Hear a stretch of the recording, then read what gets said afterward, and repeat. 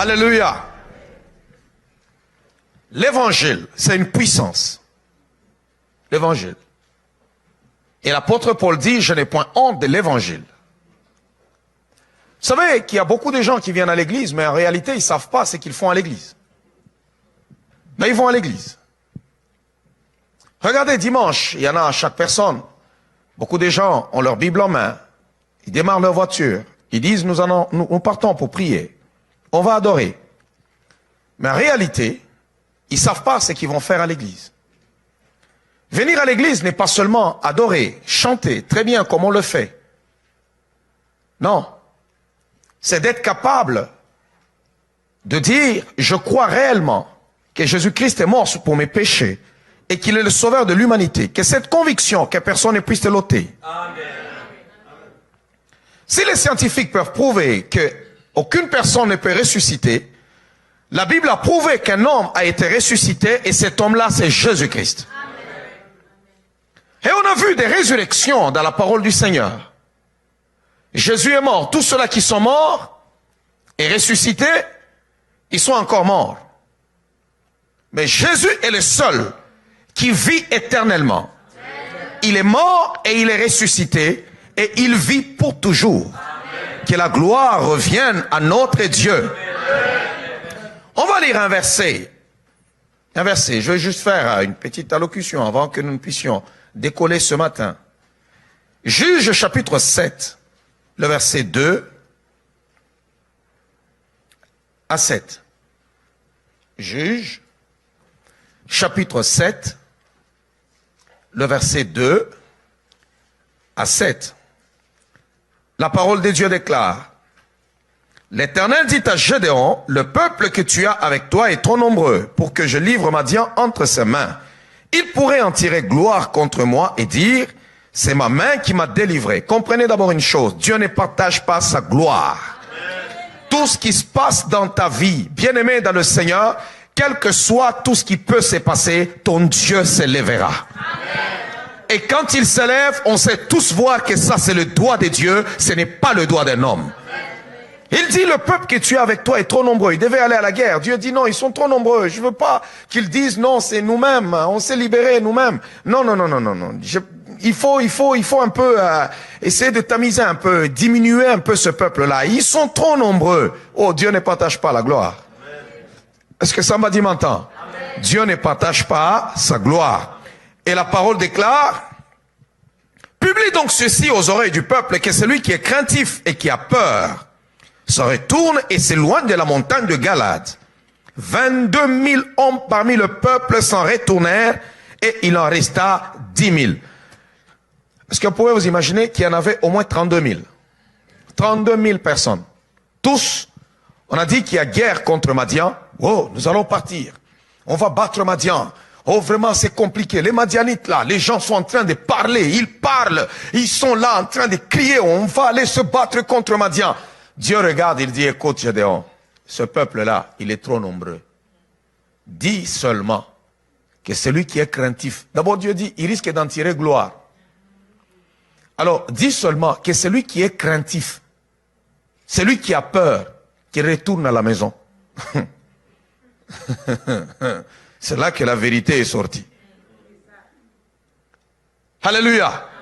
Que celui qui a peur, qu'il s'en retourne à la maison. Gédéon est surpris de voir 32 000 personnes. Mais 22 000 sont partis. C'est même pas la moitié, c'est plus que la moitié. 22 000. Donc ils étaient là, ils parlaient, ils criaient, mais en réalité, ils avaient peur dans le cœur. Ce sont des gens qui allaient abandonner Gédéon au front. Lorsque les combats allaient être rudes, ces gens-là allaient se soustraire à la guerre et cela allait créer des brèches et l'ennemi pouvait profiter. Est-ce que vous savez qu'une personne à tes côtés qui a peur est plus dangereux que ton ennemi qui se trouve en face de toi? La peur est le plus grand ennemi qui nous empêche même d'accomplir de grandes choses. Dieu dit écarte-les. L'Éternel dit à Gédéon, le verset 4, le peuple est encore trop nombreux. Fais-les descendre vers l'eau.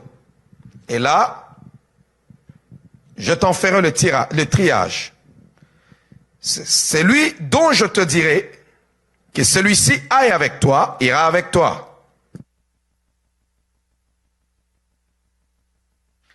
Et celui dont je te dirai que celui-ci n'aille pas avec toi, n'ira pas avec toi.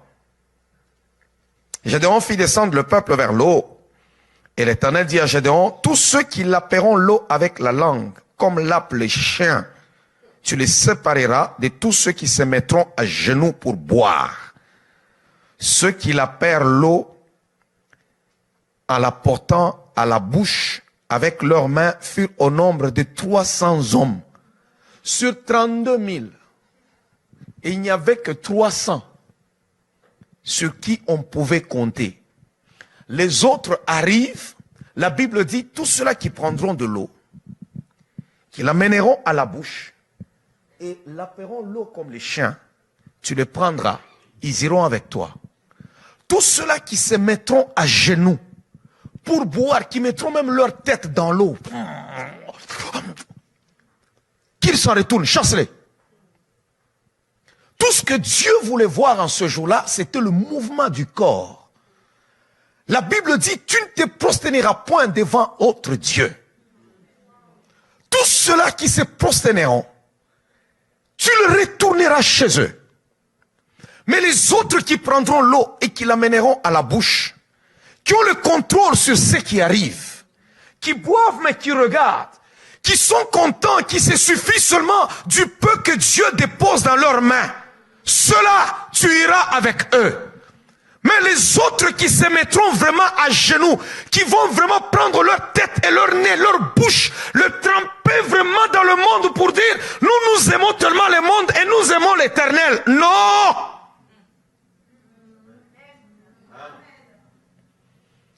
On ne peut pas prétendre aimer l'Éternel et aimer le monde. Quelqu'un peut dire Amen. Amen. Pourquoi vous êtes tranquille comme ça? Parce que je commence à parler d'aimer le monde. Alléluia. Élie fait une convocation. Il invite tout le peuple à la montagne du Carmel. Pas Carmen. Mais à la montagne du Carmel. Il les invite tous là-bas. Et il pose la question au peuple. Pourquoi clocherez-vous de deux côtés? Si Baal est Dieu, allez après lui. Si c'est l'Éternel qui est Dieu, allez après lui.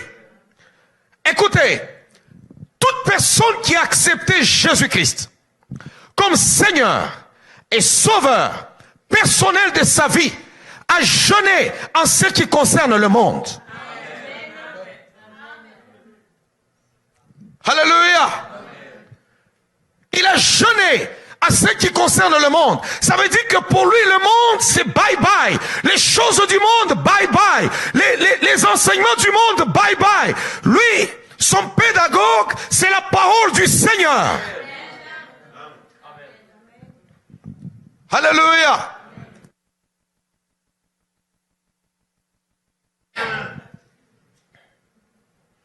Moi, que je le montre, le Seigneur m'a dit, ce matin, parle d'abord.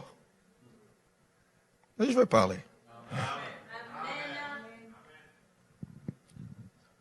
Soit on accepte Jésus-Christ et on tourne le dos au monde, soit on ne l'a pas accepté. Beaucoup de gens viennent dans l'église, mais en réalité, ils sont païens.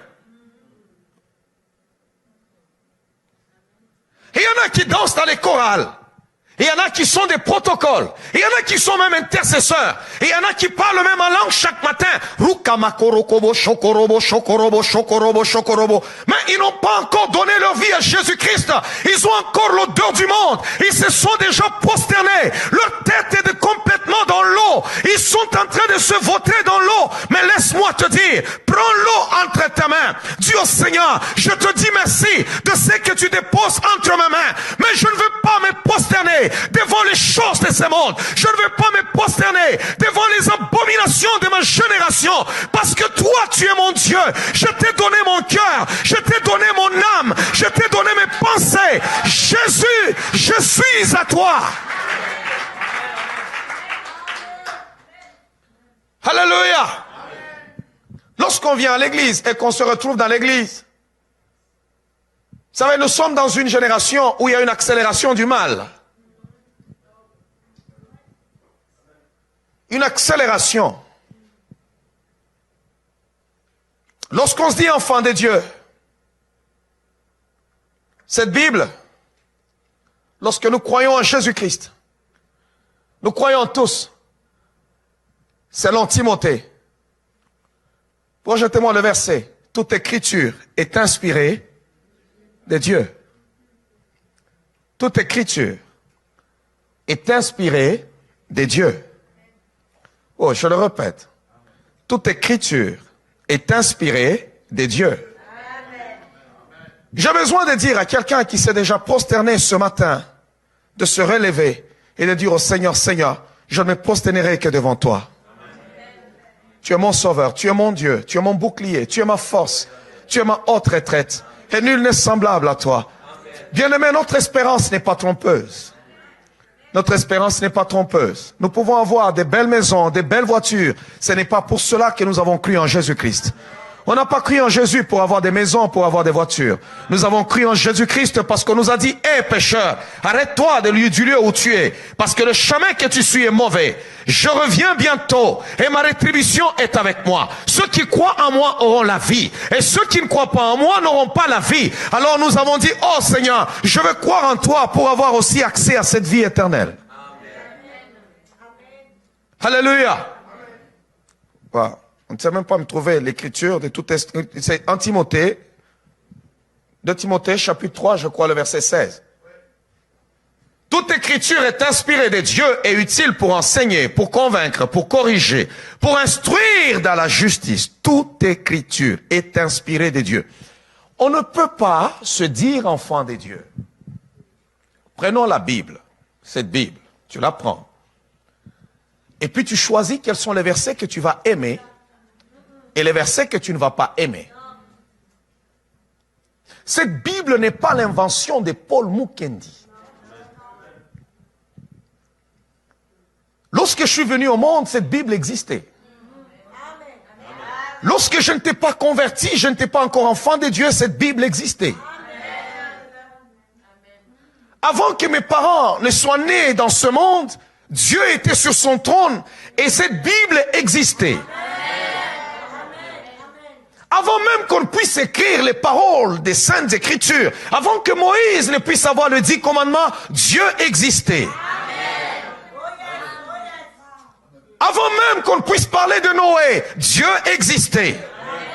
Avant qu'on puisse parler d'Adam, Dieu existait.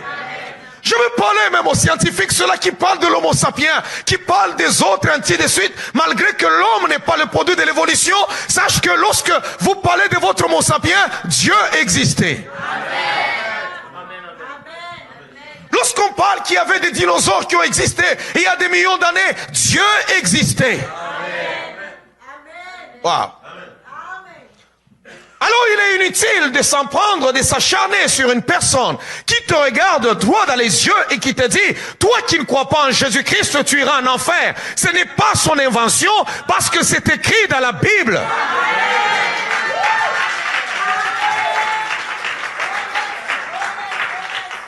Alléluia.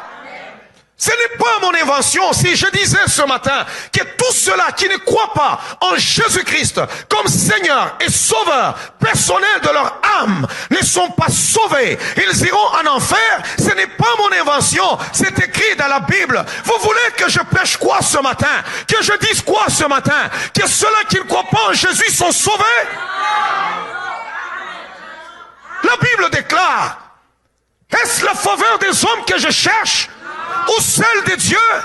Si je cherche à plaire aux hommes, je ne suis plus serviteur de Jésus-Christ.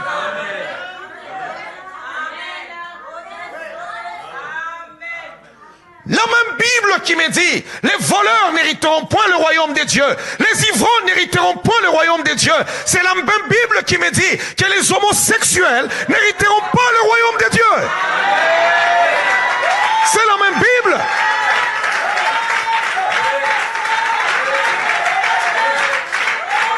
Alléluia. Vous voulez que je fasse quoi de cette écriture? Que je déchire cette écriture, que je lise les autres choses et que je lise pas cette écriture? Est-ce que j'ai la haine des homosexuels parce que la Bible déclare que les homosexuels n'hériteront point le royaume de Dieu? La même Bible qui dit, écoute voleur, ne vole pas, c'est la même Bible qui dit, tu ne coucheras pas avec un homme comme on couche avec une femme.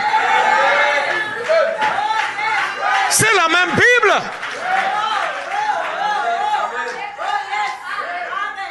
La même Bible qui me dit, non, tu ne t'enivreras pas, tu ne seras pas ivrogne, tu ne seras pas ceci. Lorsque nous lisons les autres versets, c'est correct. Mais quand on parle des homosexuels, on dirait que le verset n'est plus correct. Non! Non!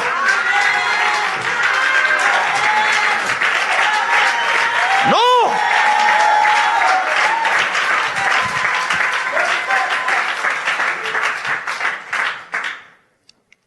On ne m'intimidera pas.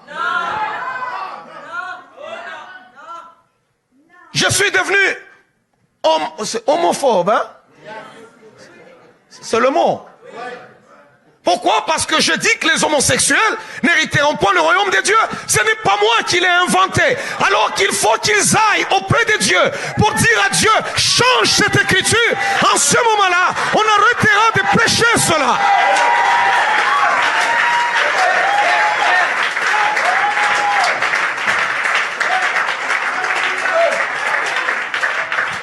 Alléluia. Lisez-moi Lévitique chapitre 18, le verset 22. Toute écriture est inspirée de Dieu.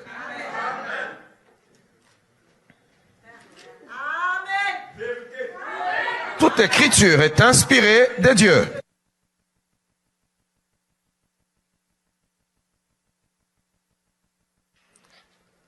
Vous trouvez des gens qui viennent à l'église, qui chantent, qui adorent. Même des autres qui se disent des pasteurs. Écoutez, tu as cru en qui? La même Bible qui me dit que Jésus-Christ est le sauveur de l'humanité. Si je peux proclamer que Jésus est le sauveur de l'humanité, je peux aussi proclamer que ce matin, cette même Bible me dit, tu ne coucheras pas avec ton enfant.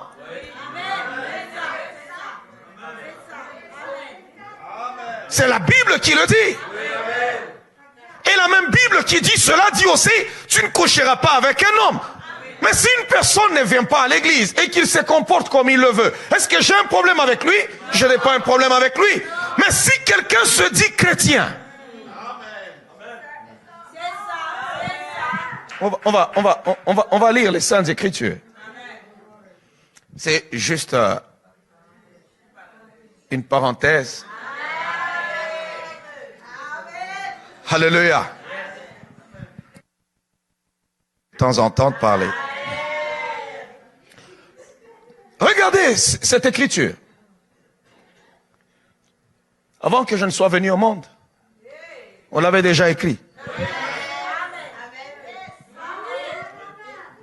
Cette écriture, ça vient directement du ciel. Où le Créateur a dit, écoutez, comment est-ce que vous allez vous comporter? Alléluia. Et il dit, c'est le Créateur. Moi, je crois en lui.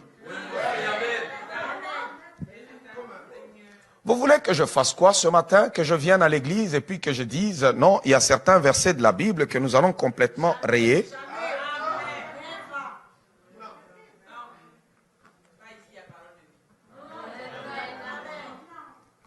Alléluia. Si ce matin, la Bible dit, femmes, soyez soumises à vos maris, vous voulez que je prêche quoi? Ça veut dire que si je prêche, femmes, soyez soumises à vos maris, ça veut dire que je dis que la femme est inférieure, elle est sous-homme. Ça veut dire que je deviens Boko Haram, j'interdis aux femmes d'aller à l'école.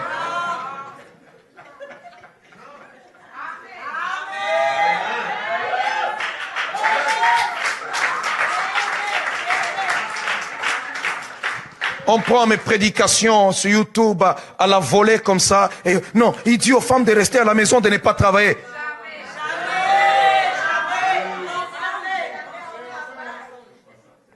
Les femmes des paroles de vie sont instruites.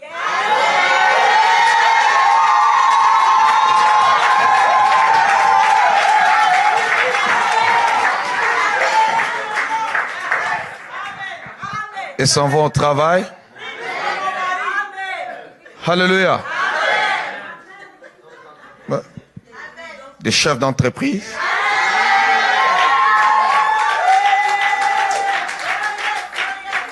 Il y en a même qui sont plus instruites que leur mari.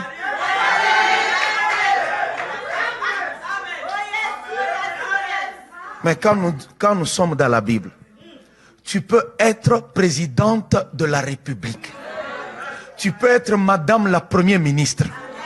Mais quand tu arrives chez toi et que tu trouves un certain Frédéric, il est le chef de famille. C'est ça que la Bible dit.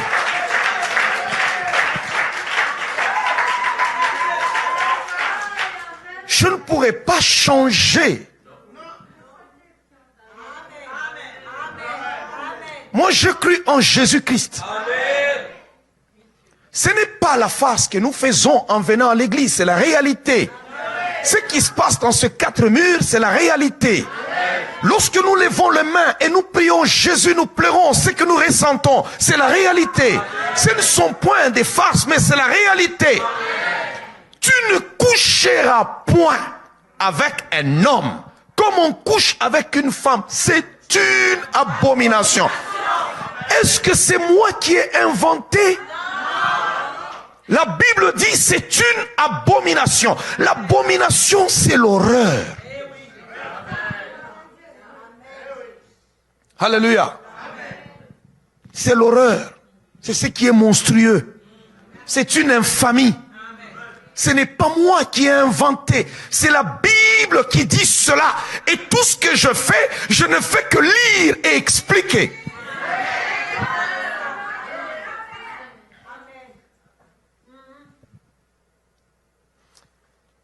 Aucun scientifique ne peut prouver ce qu'il dit. Aucun. L'homosexualité n'est pas héréditaire. Ce n'est pas une chose normale. Si c'était normal, Dieu n'allait pas dire que c'est une abomination. Dieu n'allait pas dire ne le faites pas. Si Dieu nous demande de ne pas le faire, c'est parce que c'est quelque chose qui est contre nature. Il y a des affaires même dans la Bible où l'apôtre Paul est en train de dire, est-ce la nature elle-même ne vous enseigne-t-elle pas? Alors, parce que l'amour entre l'homme et la femme, c'est quelque chose que Dieu a permis lui-même dès le commencement. Il n'a pas donné à Adam un autre Adam. Il a donné à Adam Ève. Et là, il y a la continuité de la vie. Ça veut dire qu'ils sont là ensemble et ils peuvent aussi continuer la vie. C'est ce que la parole de Dieu nous dit. Maintenant, écoutez-moi très bien ce matin. Lorsque nous venons à l'église, je dis ceci. Si une personne arrive au Seigneur, il dit, ok, j'étais ivrogne. Je veux me détourner de ma bouteille pour donner ma vie à Jésus. Jésus le sauvera. Si quelqu'un dit, j'étais meurtrier, je vais donner ma vie à Jésus. Jésus le sauvera. J'étais homosexuel, je vais donner ma vie à Jésus. Jésus le sauvera. Maintenant, lorsque une personne se dit être enfant de Dieu, se dit être dans l'église, et que tu dis non, moi je suis homosexuel, je vais pratiquer comme ça n'existe pas. Il n'y a personne qui peut dire appartenir à Jésus-Christ et garder les mêmes valeurs, et garder les mêmes péchés, et garder les mêmes choses. Il y a des choses qui meurent juste lorsqu'on traverse la croix. Lorsqu'on traverse la croix, il y a des choses qui ne peuvent pas exister. Ça meurt. On va lire Lévitique chapitre 20, le verset 13.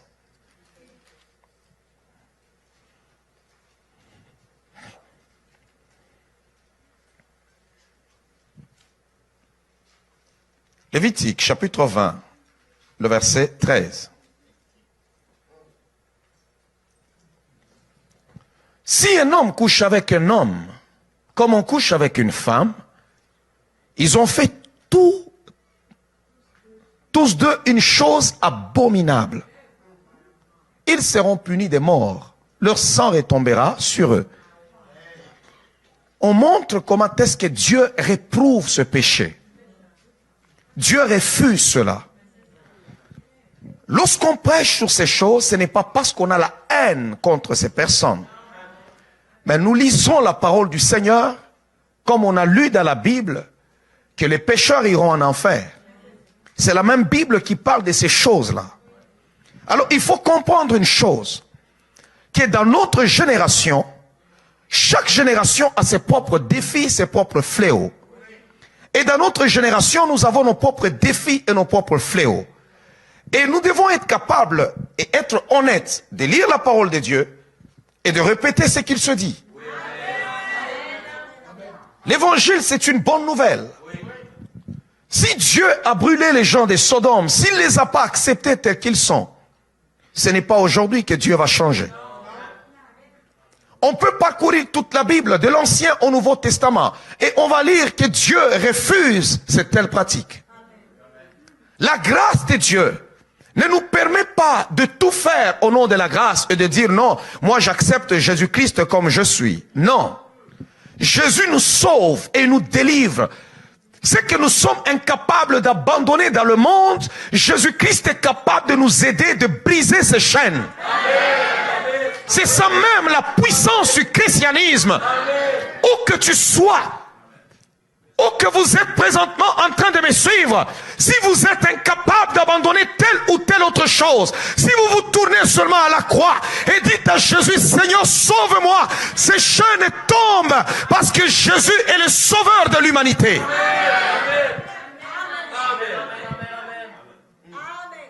Alléluia. Est-ce qu'on peut acclamer le Seigneur?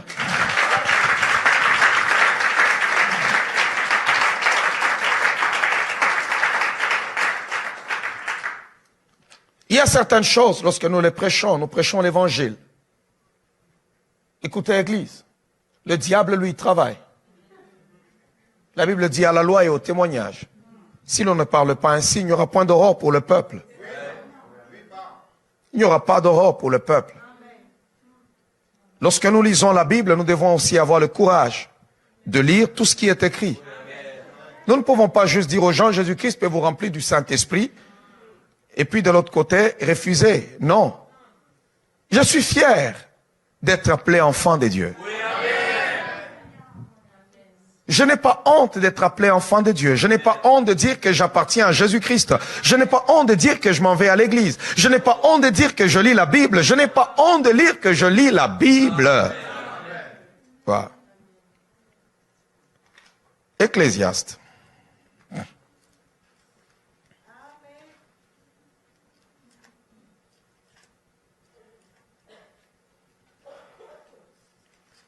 Contrairement à tout ce que on peut dire ou on peut faire,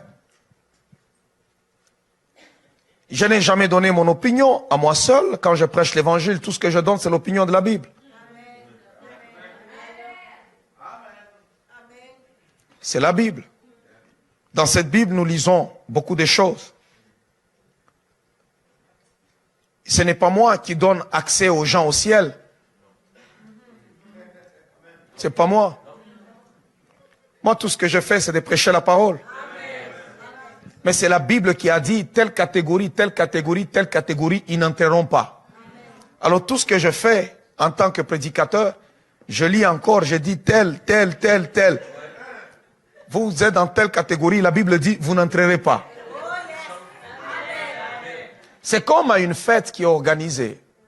On a donné des invitations aux gens. On a dit aux gens, vous allez venir. Si tu n'as pas d'invitation, tu n'entreras pas. Tu peux t'énerver contre celui qui est à la porte. S'il te demande, où est ton papier? Tu dis, je n'en ai pas.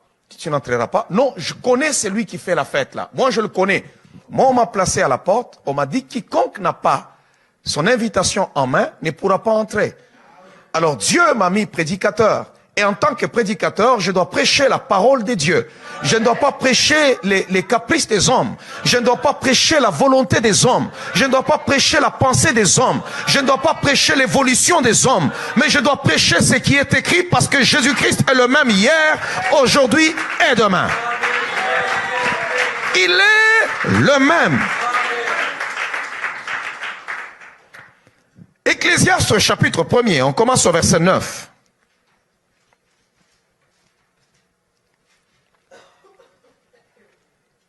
Ecclésiaste,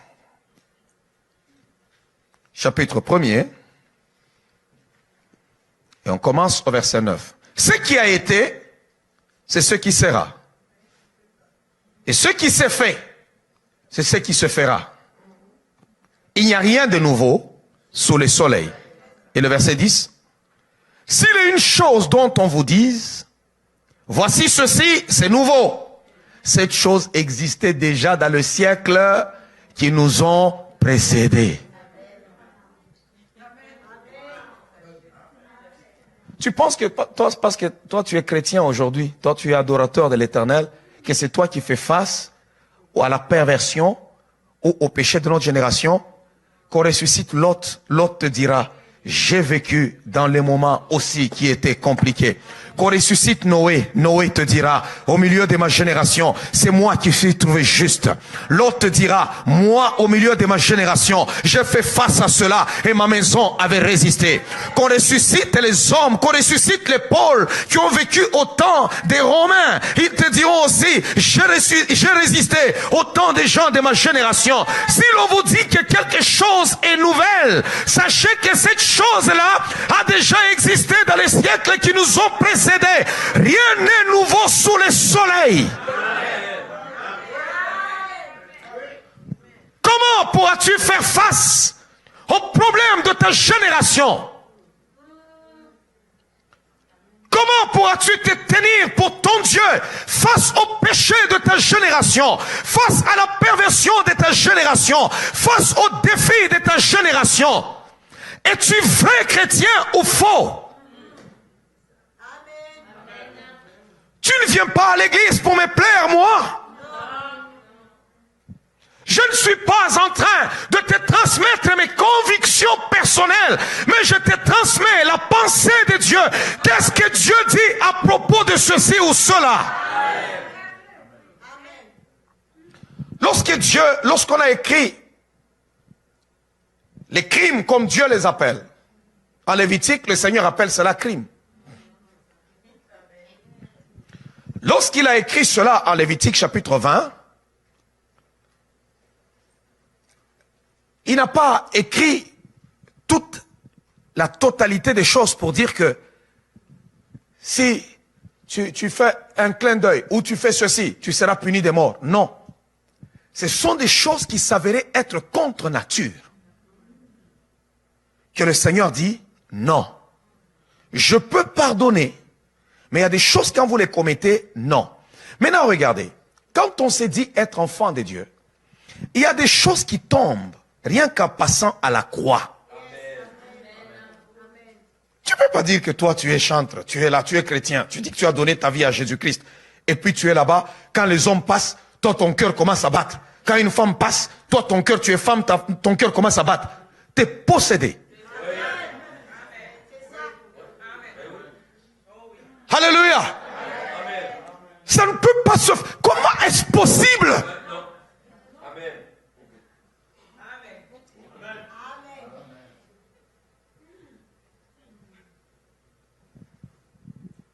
Donc, tu vois seulement quelqu'un qui est barbu là.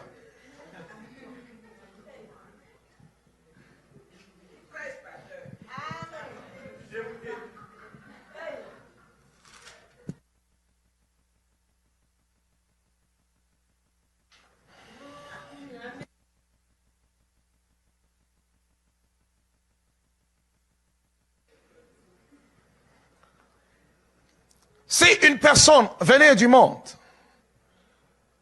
il entre en ces lieux, je n'ai pas encore donné ma vie à Jésus, je suis prostitué, je veux remettre ma vie à Jésus-Christ, on t'accueille. Oui, amen.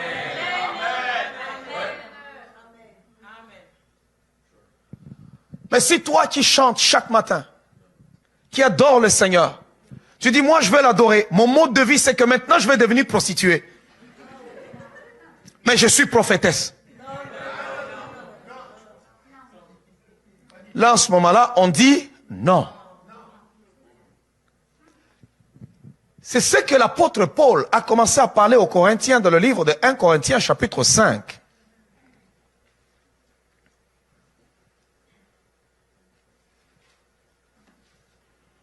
On peut même commencer au verset 1er.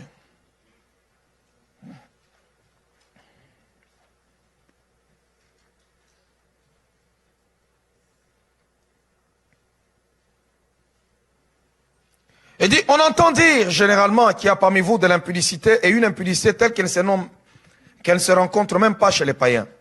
C'est au point que l'un de vous a la femme de son père. Et vous êtes enflé d'orgueil et vous n'avez pas été plutôt dans l'affliction.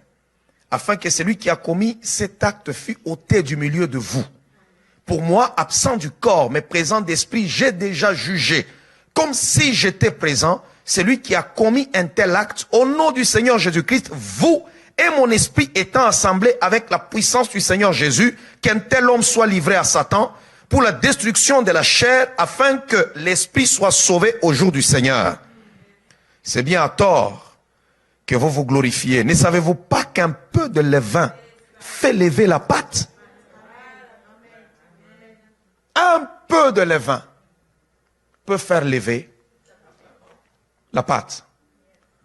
Vous savez qu'il y a certaines personnes qui entrent à l'église, qui ont certains comportements. Et plus vous laissez ces choses-là, ça peut lever la pâte. Alléluia. Il y a certaines affaires, lorsqu'on est meurtrier, on tue, on est meurtrier, on est un bandit, tueur, je ne sais pas, tueur à gage. Tu dis, je reçois Jésus. Tu ne peux pas recevoir Jésus et continuer à être tueur à gage.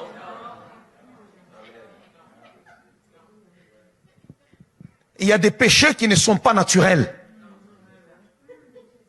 Il y a des faiblesses il y a des choses qui font partie de la faiblesse humaine, d'où l'homme doit se battre pour parvenir maintenant à la perfection ou à la pureté et ainsi de suite. Mais il y a des choses qui ne sont même pas, qui ne font pas partie même de la nature, même de quelqu'un qui ne connaît pas Jésus. C'est pourquoi l'apôtre Paul disait, est-ce la nature elle-même? Ne vous enseigne-t-elle pas?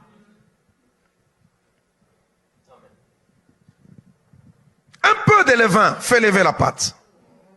Faites disparaître le vieux levain, afin que vous soyez une pâte nouvelle, puisque vous êtes sans levain, car Christ notre Pâque a été immolé. Célébrons donc la fête, non avec du vieux levain, non avec un levain de malice et de méchanceté, mais avec le pain sans levain de la pureté et de la vérité. On va lire maintenant.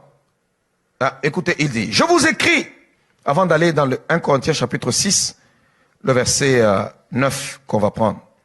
Je vous écris dans ma lettre de ne pas avoir des relations avec les impudiques, non pas d'une manière absolue avec les impudiques de ce monde, ou avec les cupides et les ravisseurs, ou avec les idolâtres. Autrement, il vous faudrait sortir du monde. Paul explique. Il dit, je ne vous dis pas de ne pas avoir des relations avec tous ces cupides, ces impudiques, d'une manière absolue, de ce monde. Parce que sinon, on ne va pas vivre dans le monde. Tu n'iras pas au travail, parce que si tu vas au travail, tu vas rencontrer quelqu'un qui est idolâtre. Sinon, tu n'iras pas ceci. On n'a pas de problème avec quelqu'un qui est dans le monde, et lui, il n'adore pas ton Dieu, il peut faire tout ce qui lui semble bon, on n'a pas de problème avec ça. Parce que si on s'en va à l'école, on est avec les gens. Si on s'en va au travail, si on est dans notre quartier, on a des gens qui n'adorent pas le Seigneur. Chacun a le droit de suivre sa religion. Alléluia. On a le choix de suivre notre religion. On a le choix de dire Jésus, je t'accepte, ou bien Jésus, je ne t'accepte pas. Jésus ne m'a pas été imposé. Moi, Jésus-Christ, c'est mon choix. Wow. On ne m'a pas imposé le Seigneur Jésus-Christ, c'est mon choix. Wow. Est-ce que tu peux dire d'abord à ton voisin, Jésus, c'est mon choix.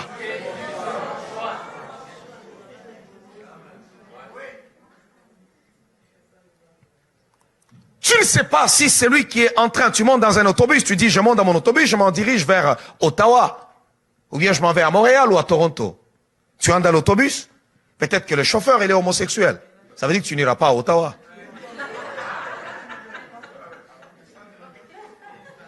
Tu devras descendre. Tu montes dans l'avion et tu te rends compte au milieu que vous êtes en train de traverser l'Atlantique, que le pilote il est homosexuel. Alors tu dis non, je vais ouvrir la porte pour sauter. Tu vas mourir.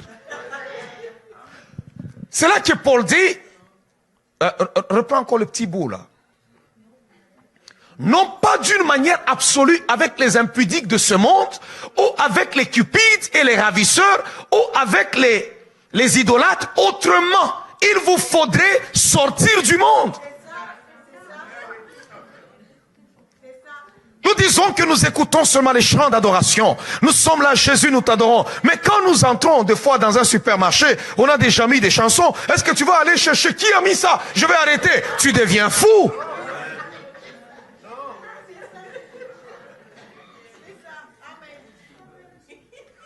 Autrement dit, il vous faudrait sortir du monde.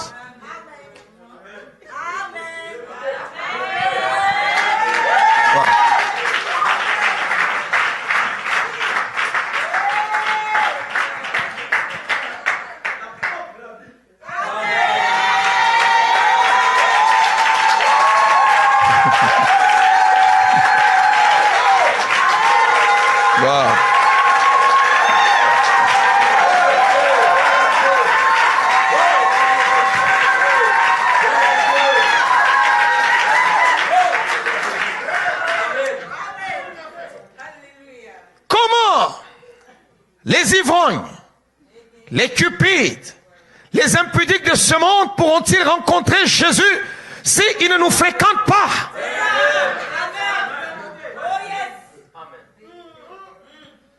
Je ne serai pas converti parce que je suis là en train de partir, je suis dans l'autobus et on met la chanson de Michael Jackson et à ce moment-là je deviens mal à l'aise, comment ça? Non, ça c'est de la farce. Nous sommes dans ce monde. Des fois, je ne connais pas beaucoup de ces chanteurs de ce monde, mais des fois, devant la télé, tu peux suivre les informations et on te parle de la mort de Michael Jackson. Tu es au courant? Je connais Denzel Washington. Je connais Wesley Snipes. Alléluia. Je connais Nicole Kidman.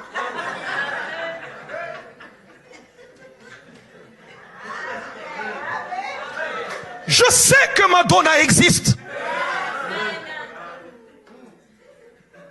On ne peut pas faire semblant. Mais est-ce que j'écoute la musique de Madonna? Non, parce que ça n'édifie pas. Moi, j'écoute la musique chrétienne. J'écoute les gens qui adorent le Seigneur.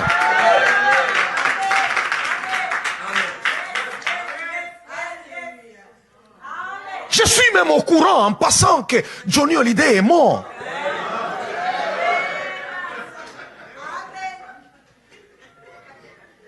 Je suis au courant. On n'est pas bizarre parce que nous adorons Jésus. Dans sa prière sacerdotale, le Seigneur est en train de dire, Seigneur, je ne prie pas de les ôter du monde. Ils sont dans le monde, mais ils ne sont pas de ce monde.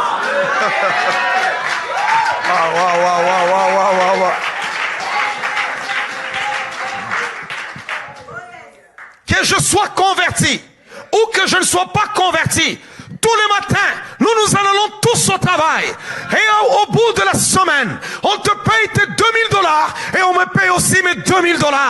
Mais bien aimé, maintenant ce qui concerne ma foi, là en ce moment-là, lorsque toi dimanche tu restes dans ta maison en dormant, moi je me lève, je dis, je vais dire merci à mon Dieu. C'est là que je sors, je m'en vais à l'église adorer celui qui siège dans les cieux.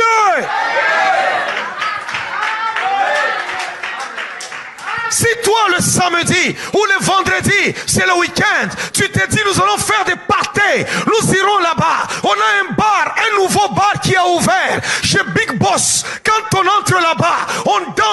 allons jusque tard dans la nuit. Nous dépensons notre argent. Tu payes même la bière pour tous ceux-là qui sont présents. Ça, c'est ton problème. Mais moi, je me lèverai. Je dirai merci. J'irai à l'église pour rendre gloire à celui qui m'a donné la santé, à celui qui m'a donné la force.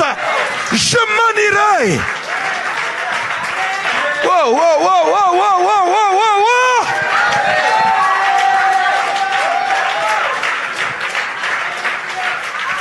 Je serai à l'église, je vais donner mon argent, je vais donner mon offrande à ce Dieu qui m'a sauvé.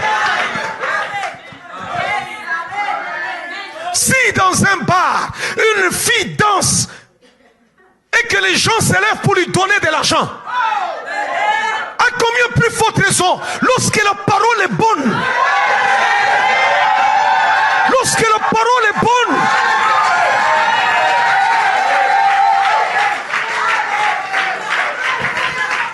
en lisant ma Bible, il y a une jeune fille qui a dansé. Oh, je ne sais pas, cette danse-là, le roi est assis, il fut troublé. Il dit, même la moitié du royaume, je te donnerai. Même la moitié, je te donnerai. La fille a demandé la tête des gens. Et le roi a obéi aux exigences de la fille. Pourquoi? Parce qu'elle a dansé.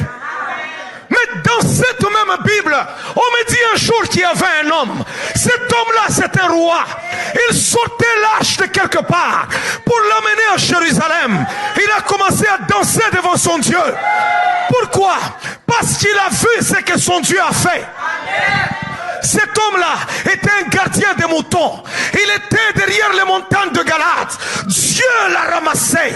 Dieu l'a pris derrière les moutons. Il a enlevé l'odeur des moutons. Dieu a fait de lui un homme. Lorsqu'il a vu l'âge de l'alliance, il dit non, moi je n'irai pas danser. Je ne l'appellerai pas des danseuses. Je n'irai pas faire ceci, cela. Mais je vais danser pour ces dieux-là. Il a dansé. Il a dansé, il a dansé, il dansait, il a dansé. Wow. Il a dansé, c'est David.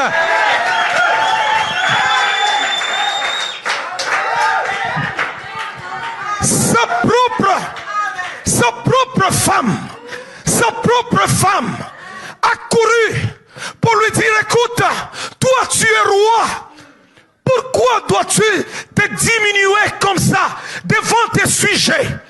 Il dit, écoute, s'il faut que je devienne fou, si je danse encore plus fort, je le ferai. Parce que c'est lui qui m'a choisi. Il m'a trouvé meilleur que ton père. Et il a fait de moi un roi. Oh, je veux dire à quelqu'un, si les autres choisissent les bars, moi je choisis l'église.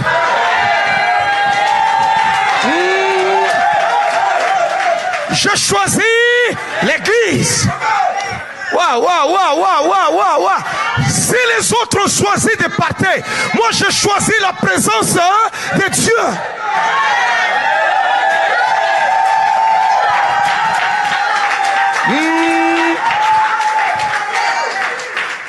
Est-ce que parole de vie m'écoute ce matin? Est-ce que quelqu'un m'écoute ce matin? Je n'ai pas honte de l'évangile de Jésus-Christ. Je n'ai pas honte de l'évangile de Jésus-Christ. Si l'autre est inconverti, c'est son affaire. Si moi je suis converti, c'est mon affaire.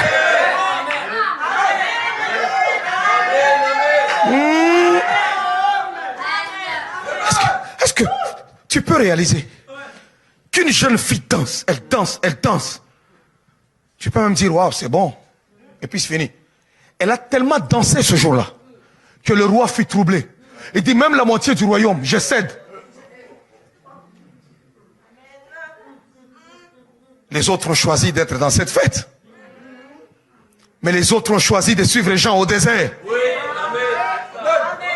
Pendant que le roi faisait sa fête en dansant, les autres, eux, ils étaient avec Jean au désert. Qu'on t'intimide pas que tu es anormal parce que tu t'en vas à l'église. Tu es anormal parce que tu donnes ton argent à Dieu. Si toi tu as décidé de donner ton argent pour qu'on construise des stades, moi je donnerai mon argent pour qu'on construise aussi des églises.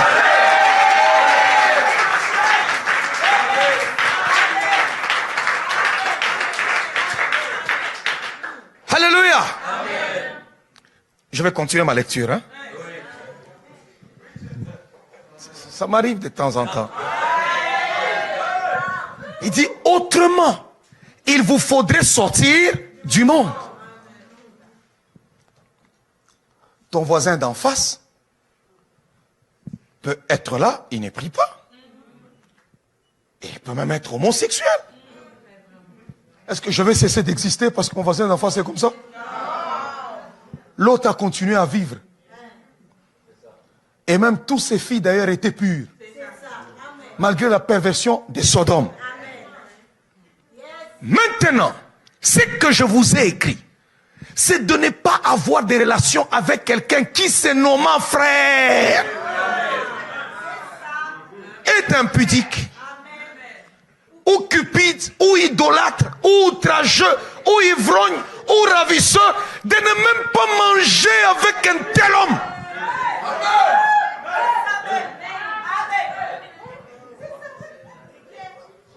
Donc ce que je vous écris, ce n'est pas avoir des relations avec quelqu'un qui se nomme frère, et cupide, et homosexuel. De ne même pas manger avec un tel homme.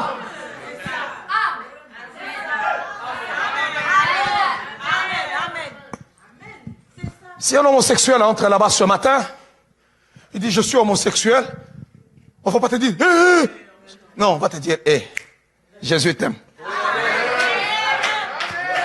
Si tu me disais ok, je vais donner ma vie à Jésus, ok, mets-toi à genoux, le Seigneur va te nettoyer, il va te laver. Prie pour toi. Tu donnes ta vie à Jésus. Comme tout le monde, on a donné nos vies à Jésus. Ok, tu acceptes de suivre Jésus. Mais si toi tu te dis chrétien, et puis tu commences à dire non, je ressens seulement au-dedans de moi, je ressens, la Bible dit dehors. Est-ce que c'est mon invention? Est-ce que c'est moi qui ai des positions tranchées? C'est la Bible. Mon seul crime, c'est de lire la Bible et de la suivre. On continue. Il dit, mais d'abord au verset 11, il dit, même les outrageux, il dit, ou cupide, ou idolâtre, ou outrageux, ou ivrogne, ou ravisseur, de ne même pas manger avec un tel homme. Manger avec lui, tu es aussi coupable. Continue. Qu'ai-je en effet, l'apôtre Paul pose la question, qu'ai-je en effet à juger ceux du dehors? N'est-ce pas ceux du dedans que vous avez à juger? Pour ceux du dehors, Dieu les juge. Ôtez les méchants au milieu de vous.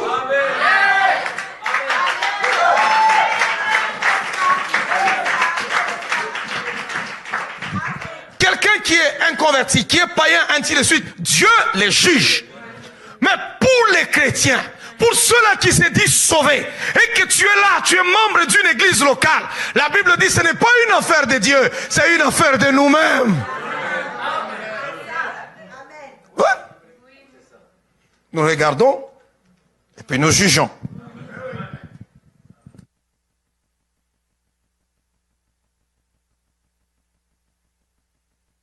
Selon la parole de Dieu. Amen.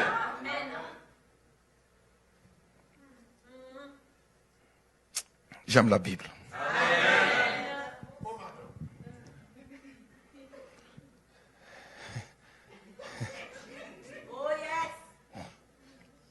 On va lire 1 Corinthiens chapitre 6, le verset 9.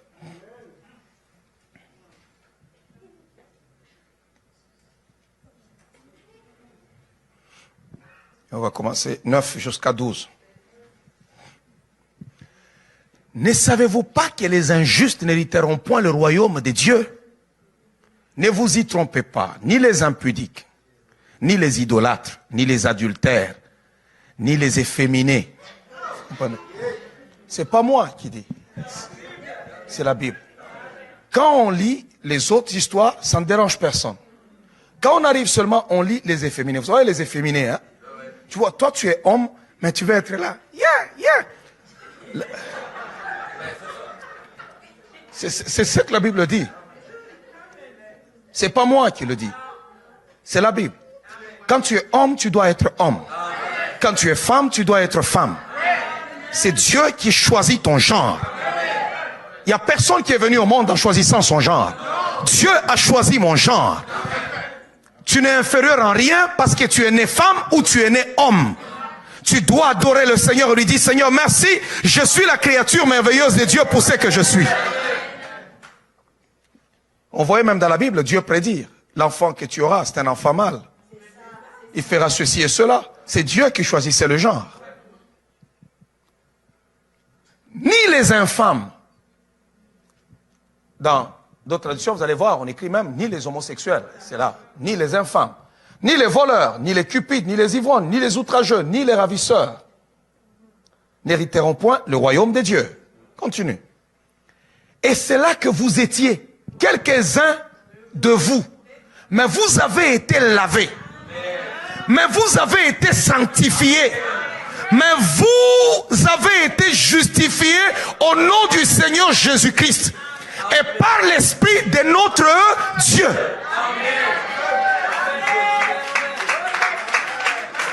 Voilà.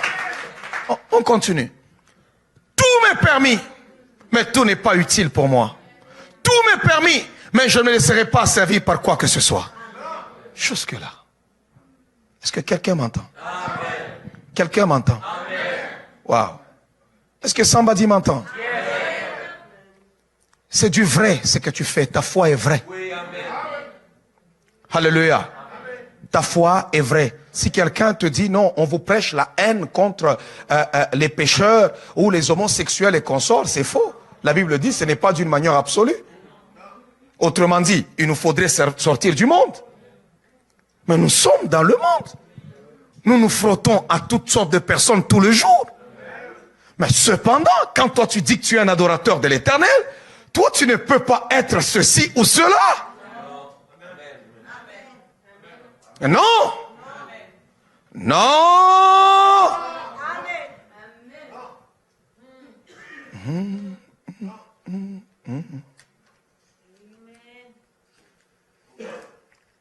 C'est puissant. Romains chapitre 1er, on commence au verset 16 pour terminer. Car je n'ai point honte de l'évangile, c'est une puissance de Dieu pour le salut de quiconque croit. Du juif, premièrement, puis du grec. Parce qu'en lui est révélée la justice de Dieu par la foi et pour la foi. Selon qu'il est écrit, le juste vivra par la foi. La colère de Dieu se révèle du ciel contre toute impiété, toute injustice des hommes qui retiennent injustement la vérité captive. Car ce qu'on peut connaître de Dieu est manifeste pour eux. Dieu le leur ayant fait connaître. En effet, les perfections invisibles de Dieu, sa puissance éternelle et sa divinité, se voient comme à l'œil nu depuis la création du monde, quand on les considère dans ses ouvrages. Ils sont donc inexcusables. Même celui qui se croit, qui se dit, qui se voit la face pour dire, moi je suis athée, il sait que Dieu existe. C'est ce que la Bible me dit. Ouais, continuons. Puisqu'ayant connu Dieu, ils l'ont point glorifié comme Dieu et ne lui ont point rendu grâce, mais ils se sont égarés. Dans leurs pensées et leur cœur sans intelligence a été plongé dans les ténèbres. Se vantant d'être sages, ils sont devenus faux. Ils ont changé la gloire du Dieu incorruptible en image représentant l'homme corruptible, des oiseaux, des quadrupèdes et des reptiles. C'est pourquoi Dieu les a livrés à l'impureté selon les convoitises de leur cœur, en sorte qu'ils déshonorent eux-mêmes leur propre corps. Eux qui ont changé la vérité de Dieu en mensonge et qui ont adoré et servi la créature au lieu du Créateur qui est béni éternellement. Amen. C'est pourquoi Dieu les a livrés à des passions infâmes, car leurs femmes ont changé l'usage naturel en celui qui est contre nature. C'est dans le Nouveau Testament. C'est pas mon invention. de même, les hommes abandonnant l'usage naturel de la femme se sont enflammés dans leurs désirs les uns pour les autres, commettant homme avec homme des choses infâmes et recevant en eux-mêmes le salaire que méritait leur égarement. Ce sont des choses qu'un chrétien ne peut pas pratiquer. Si tu t'es dit enfant de Dieu, tu adores le Seigneur, tu as donné ta vie à Jésus-Christ, tu ne peux pas pratiquer l'homosexualité.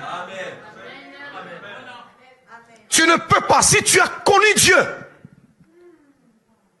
alléluia, si tu as connu le Seigneur, il y a des choses que tu ne peux pas aller pratiquer. Parce que la Bible est en train de décrire. On continue. Bon, ça a bogué. Comme ils ne se sont pas souciés de connaître Dieu, Dieu les a livrés à leur sens réprouvé pour commettre des choses indignes. Étant remplis de toute espèce d'injustice, de méchanceté, de cupidité, de malice, plein d'envie, de meurtre, de querelle, de ruse, de malignité.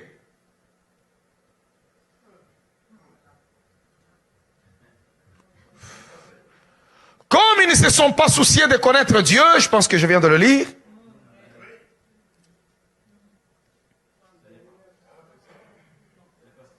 rapporteurs, médisants, impies, arrogants, hautains, fanfarons, ingénieux au mal, rebelles à leurs parents, dépourvus d'intelligence, de loyauté, d'affection naturelle, de miséricorde, et bien qu'ils connaissent le jugement de Dieu, déclarant digne de mort ceux qui commettent de telles choses, non seulement ils le font, mais ils approuvent ceux qui le font.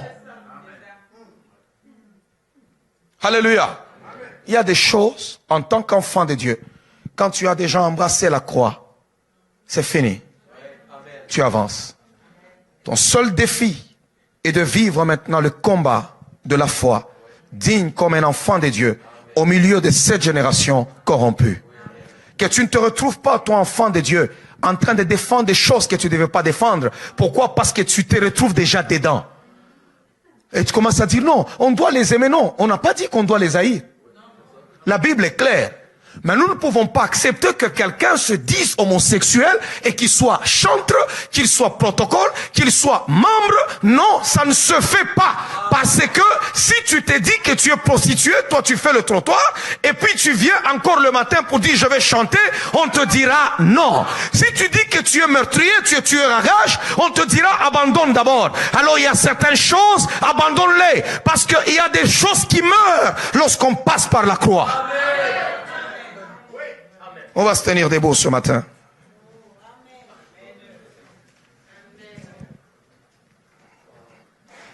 Tu vas parler à ton Dieu, tu vas dire Seigneur, aide-moi.